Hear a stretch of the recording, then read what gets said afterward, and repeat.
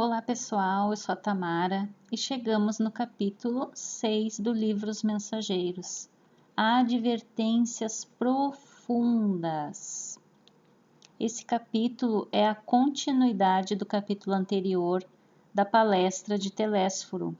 Então nós continuamos na palestra e esse é o segundo momento, pela divisão do livro. Irmãos nossos, prosseguiu Telésforo, sob o calor de sagrada inspiração, fazem-se ouvir na terra gritos comovedores de sofrimento. Necessitamos de servidores que desejem integrar-se na escola evangélica da renúncia. Desde as primeiras tarefas do Espiritismo Renovador, nosso lar tem enviado diversas turmas ao trabalho de disseminação de valores educativos, desde a codificação de Allan Kardec, desde aquele momento, nosso lar tem enviado várias turmas de disseminação de valores educativos. Centenas de companheiros partem daqui anualmente, aliando necessidades de resgate ao serviço redentor, mas ainda não conseguimos os resultados desejáveis. Alguns alcançaram resultados parciais nas tarefas a desenvolver, mas a maioria tem fracassado ruidosamente. Nossos institutos de socorro, debalde, movimentam medidas de assistência indispensável.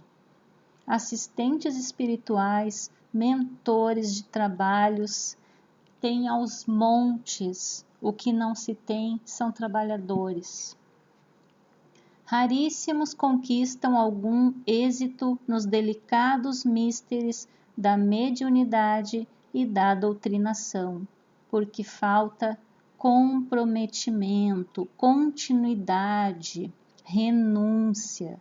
E aqui uma questão para nós: como anda seu nível de garra? Somos aqueles que decide e vai com tudo, ou a gente, no primeiro probleminha, a gente volta, a gente costuma falar, deixa para a próxima encarnação, ou a gente tem outros compromissos e deixa essa caminhada linda, embora trabalhosa, sofrida, mas é recompensadora. Então fica aí uma questão para a gente pensar. E aqui uma curiosidade. André Luiz, ao citar a obra para Chico Xavier, André Luiz usa nomes de pessoas que foram papas. É uma curiosidade. Não estou dizendo que as pessoas da cidade de Nosso Lar são esses personagens que foram papas. Simplesmente estou dizendo que André Luiz usa esses nomes. Se são eles ou não, não sabemos. Então, Telésforo, ele foi o 7º bispo romano depois de São Pedro, no ano de 125 a 136 depois de Cristo. Ele foi o 7º bispo e foi o 8º papa, Telésforos. Anicetus foi o 11º papa e Eleutérios foi o 13º papa. Eleutérios a gente vai ver nos capítulos seguintes da obra Os Mensageiros. Então é só uma curiosidade, não estamos afirmando que eles são as personalidades, são os mesmos espíritos que estão no nosso lar, na obra Os Mensageiros. Continuando a palestra de Telésforo. Outras colônias de nossa esfera providenciam tarefas da mesma natureza. Não é só nosso lar, mas pouquíssimos são os que se lembram das realidades eternas no outro lado do véu. A ignorância domina a maioria das consciências encarnadas, e a ignorância é mãe das misérias, é mãe das fraquezas, é mãe dos crimes. Grandes instrutores nos fluidos da carne amedrontam-se por sua vez diante dos atritos humanos e se recolhem indevidamente na concepção que lhes é própria. No primeiro probleminha, no primeiro trabalho, a gente se encolhe. No primeiro desafio, a gente se encolhe, a gente desvia. Esquecem-se de que Jesus não esperou que os homens lhe atingissem as glórias magnificentes e que, ao invés, desceu até o plano dos homens para amar, ensinar e servir. Não exigiu que as criaturas se fizessem imediatamente iguais a ele, mas fez como os homens, para ajudá-los na subida áspera. Então Jesus, ele se rebaixou para que os homens entendessem o que ele estava falando. Ele usou de parábolas, ele exemplificou, ele não ficou criticando, ele não ficou cobrando. Vocês têm que entender, vocês têm que se elevar, vocês precisam isso, precisam aquilo. Não, ele não fez nada disso. E com profundo brilho no olhar, Telésforo acentuou, depois de pequeno intervalo. Se o Mestre Divino adotou essa norma, que dizer das nossas obrigações de criaturas falidas? Por que a gente também não se rebaixa, não exemplifica, não traz vários exemplos para que as pessoas nos entendam? Por que a gente fica um cobrando do outro? A gente assiste uma palestra e diz que o outro é que deveria estar ali para assistir. A gente lê uma mensagem e pensa em outra pessoa que precisa daquela mensagem. A gente nunca usa nada para nós. Abstraindo-nos das necessidades imensas de outros grupos, procuremos identificar as falhas existentes naqueles que nos são afins. Em derredor de nós mesmos, os laços pessoais constituem extenso campo de atividade para o testemunho. Não quer trabalhar, não quer fazer a caridade fora, vamos olhar apenas para os nossos laços pessoais, para a nossa família. Ali já é um baita campo de trabalho para nós, de renúncia, de perdão, de testemunho. E mais uma questão para a gente pensar.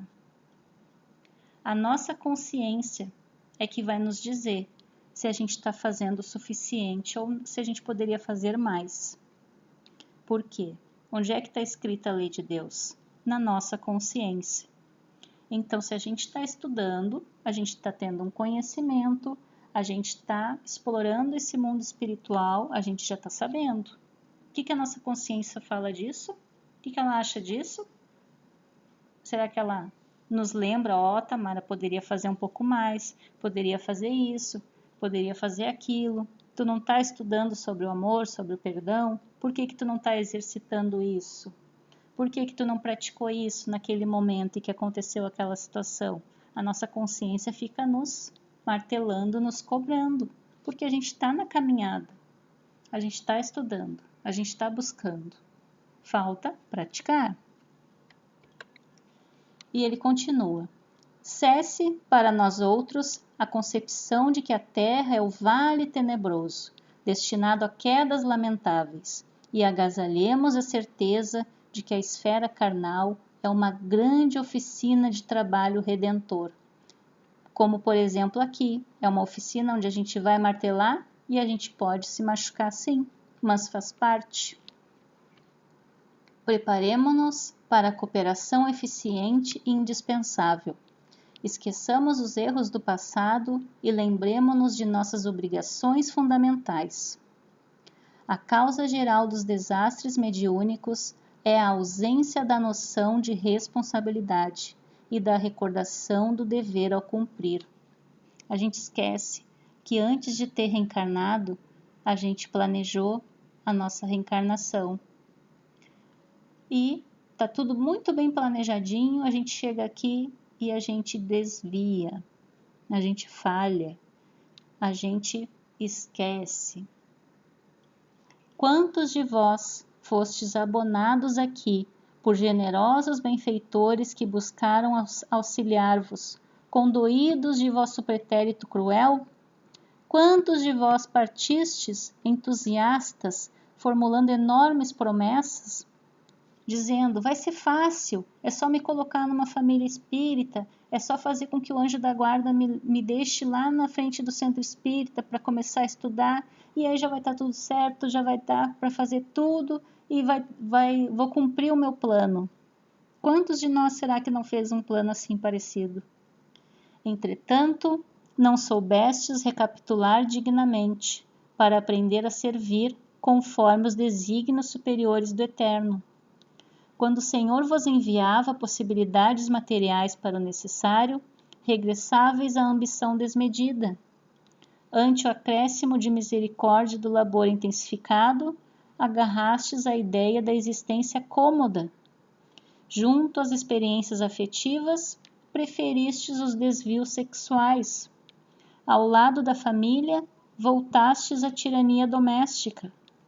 E aos interesses da vida eterna, sobrepusestes as sugestões inferiores da preguiça e da vaidade. Destes-vos, na maioria, a palavra sem responsabilidade e a indagação sem discernimento, amontoando atividades inúteis. Entramos naquela rotina, trabalho, casa, novela, futebol, e não saímos dali, acumulando atividades inúteis. Como médiuns, muito de vós preferieis a inconsciência de vós mesmos. Como doutrinadores, formuláveis conceitos para exportação, jamais para uso próprio, sempre achando que a mensagem, que a sugestão, que a advertência é para o outro, que não é para nós. A gente esquece do propósito maior, que é a caridade. Caridade para quê?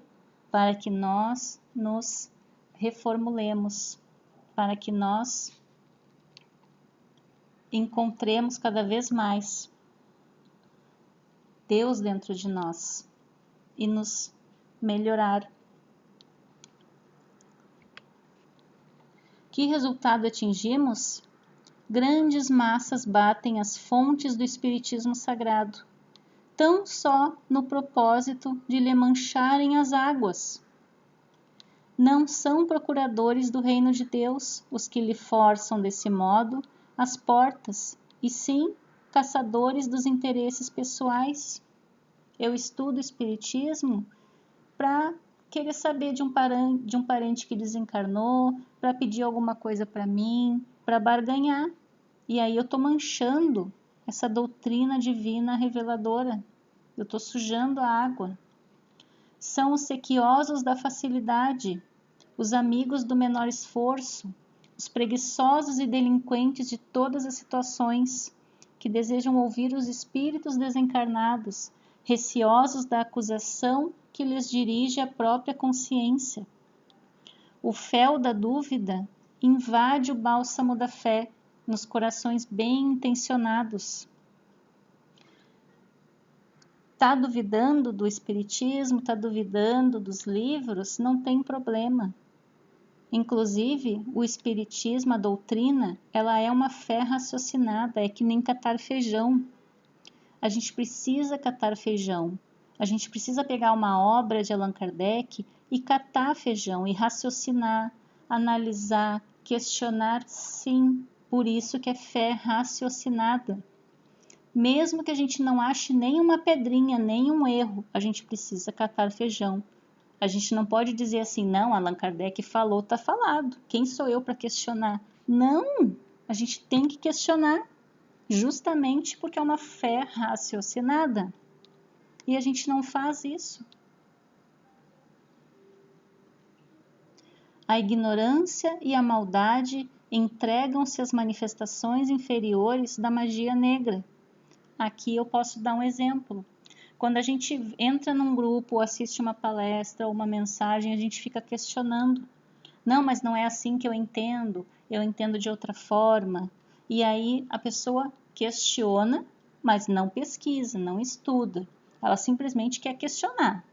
Ela quer bagunçar ali o equilíbrio do grupo. E aí ela não percebe que esses fluidos da discórdia, da dúvida, estão, de certa forma, sendo uma forma de magia negra. Porque o meu propósito não é o esclarecimento. O meu propósito é mostrar que eu sei mais que o outro. E que a gente não aprende um com o outro. Não, eu quero mostrar que eu sei mais. Então eu vou fazer de tudo para mostrar que o outro está errado. E eu não estou percebendo que eu estou praticando magia negra. Tudo por quê, meus irmãos? Porque não temos sabido defender o sagrado depósito, por termos esquecido em nossos labores carnais que Espiritismo é revelação divina para a renovação fundamental dos homens. É esse o propósito do Espiritismo, como diz aqui Allan Kardec. A crença no Espiritismo só é proveitosa para aquele de quem se pode dizer: hoje está melhor do que ontem. Não atendemos ainda como se faz indispensável a construção do reino de Deus em nós. Contudo, não abandonemos nossos deveres a meio da tarefa. Voltemos ao campo, retificando as semeaduras. O Ministério da Comunicação vem incentivando esse movimento renovador. Necessitamos de servidores de boa vontade, leais ao espírito da fé. Não serão admitidos os que não desejarem conhecer a glória oculta da cruz do testemunho. Nem atendem aqui os que se aproximem com objetivos diferentes. Cada um vai ter que pegar sua cruz e trabalhar. Aqui estamos todos, companheiros da comunicação, endividados com o mundo, mas esperançosos de êxito em nossa tarefa permanente. Levantemos o olhar. O Senhor renova diariamente nossas benditas oportunidades de trabalho. Ele nos dá forças diariamente para a gente trabalhar diariamente. Mas, para atingirmos os resultados precisos, é imprescindível sejamos seguidores da renunciação ao inferior. Eu tenho que renunciar àquela vontade de criticar o outro. Eu tenho que renunciar à inveja. Eu tenho que renunciar ao egoísmo, renunciar ao medo, renunciar ao orgulho e tantos outros sentimentos inferiores. Eu preciso renunciar. Nenhum de nós, dos que aqui nos encontramos, está livre do ciclo de reencarnações na crosta. Todos, portanto, somos sequiosos de vida eterna. Não olvidemos desse modo o Calvário de Nosso Senhor, convictos de que toda saída dos planos mais baixos deve ser uma subida para a esfera superior. E ninguém espere subir espiritualmente sem esforço, sem suor e sem lágrimas. Ou seja, muitas vezes o fator determinante da vitória não são as escolhas, mas sim as renúncias.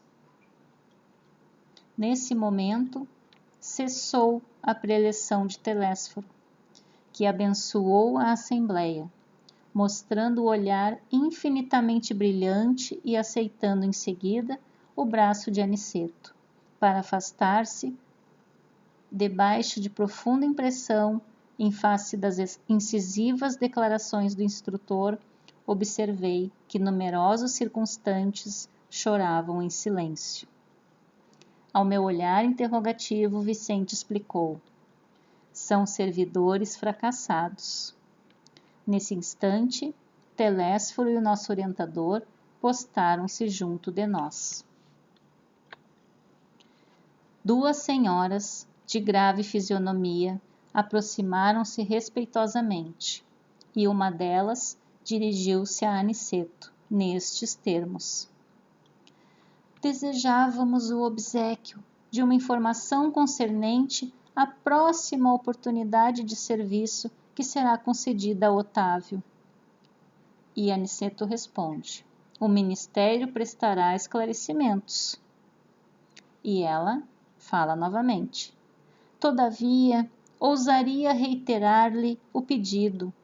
É que Marina, grande amiga nossa, casada na terra, há alguns meses, prometeu-me a cooperação para auxiliá-lo, e seria muito de meu agrado localizar agora o meu pobre filho em novos braços maternais.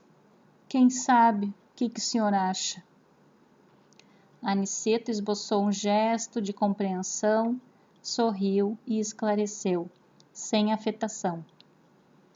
Convém não estabelecer o plano por enquanto, porque, antes de tudo, precisamos conhecer a solução do processo de médiuns fracassados, em que está ele envolvido. Somente depois, minha irmã. Não é porque ele falhou que já vai lá reencarnar novamente e vamos de novo. Não. Precisamos conhecer, estudar e se preparar novamente. E é isso que a gente vai ver no livro. Volvi os olhos para Vicente, sem ocultar a surpresa, mas enquanto as senhoras se retiravam conformadas, Aniceto dirigia-nos a palavra. Tenho serviços imediatos, em companhia de Telésforo. Deixo-os a todos em estudos e observações aqui no centro de mensageiros.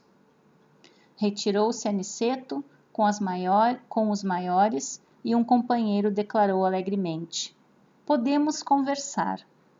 Nosso orientador, explicou-me Vicente, solícito, considera trabalho útil toda conversação sadia que nos enriqueça os conhecimentos e aptidões para o serviço.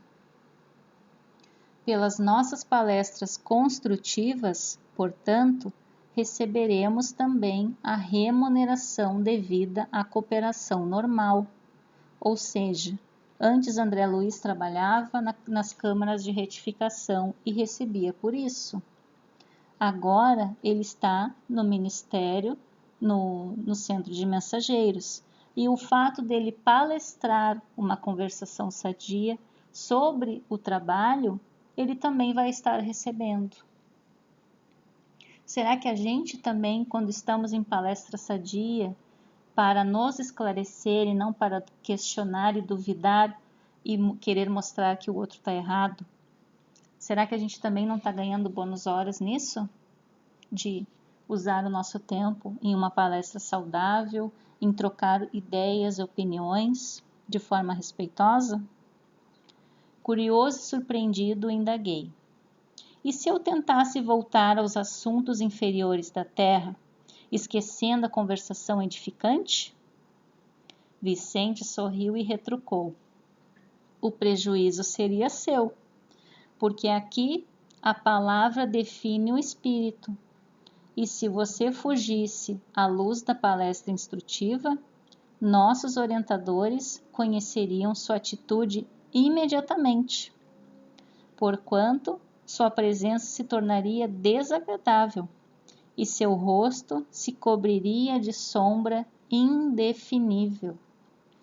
Novamente, será que nós também, quando a gente usa a nossa palavra, as nossas conversas para assuntos inferiores, materialistas, fúteis, será que a nossa aura não se enche de nuvenzinhas assim também, de sombra indefinível? E será que os nossos mentores, nossos amigos espirituais não nos veem assim também? Vamos pensar, vamos pesquisar, vamos questionar. O que vocês acham? E aqui termina o nosso capítulo. Paz e luz e boas reflexões a todos nós.